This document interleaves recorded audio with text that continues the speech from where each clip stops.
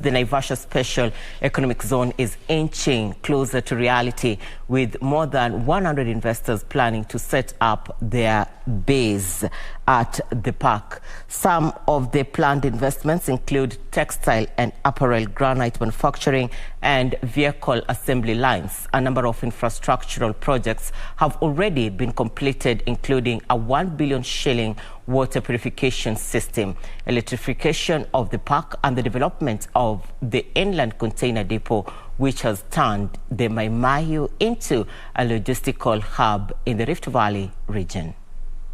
Naivasha is first turning into a major logistical hub following the completion of a number of projects, including the standard gauge railway, power lines from the Olkaria geothermal power plant, and roads, among others. The Special Economic Zone has already attracted the eye of both local and international investors, with more than 100 companies planning to set up their base in their 1,000 acres of the industrial park. Among the major investors include Osirian Two Lakes Industrial Park, which is a 150-hectare sustainable industrial development on the southern banks of Lake Naivasha.